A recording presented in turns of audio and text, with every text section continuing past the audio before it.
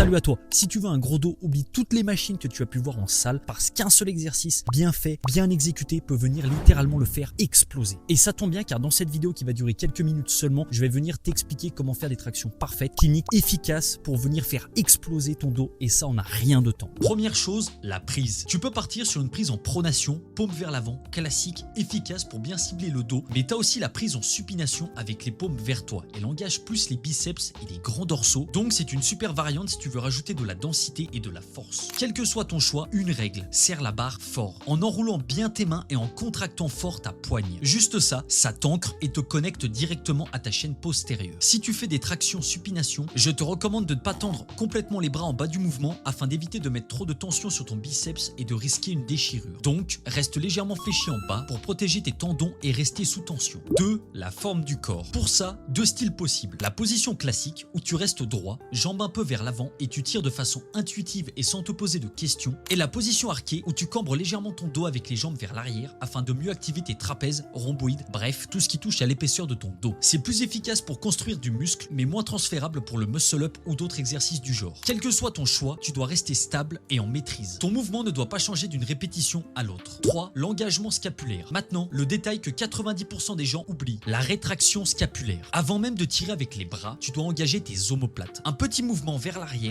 et vers le bas afin d'activer le haut de ton dos, de le stabiliser et de te permettre de tirer vraiment avec les bons muscles. Sans ça, tu as l'impression de faire des tractions, mais en vrai, tu bourrines juste avec tes biceps. Donc si tu ne maîtrises pas cette rétraction, entraîne-toi à la travailler sans chercher à faire de traction. Juste, tu te pends et tu fais plusieurs fois cette rétraction afin de comprendre le mouvement et de savoir le faire. Pour te donner une astuce, il faut que tu cherches à abaisser tes épaules et te dire ensuite que tu veux serrer un crayon avec tes omoplates. 4. Le strict. C'est ça qui fait la diff. Tu veux progresser, alors sois strict. Tu montes en contrôle, tu redescends en contrôle. Pas d'élan, pas de balancier, pas d'aide. En effet, 4 répétitions propres valent bien plus que 12 tractions arrachées. N'oublie jamais qu'un dos massif passe par un mouvement respecté. 5. Que faire si tu n'as pas encore ta première traction? Enfin, si tu galères à passer ta première traction, tu peux faire des tractions australiennes en remontant petit à petit. Une fois que c'est maîtrisé, tu peux passer aux négatives où tu sautes afin de ne pas avoir à faire la phase de tirage et où tu cherches à contrôler le mieux possible la descente. Le but sur chacune de tes répétitions, c'est clairement de descendre le plus lentement possible et de retenir au mieux.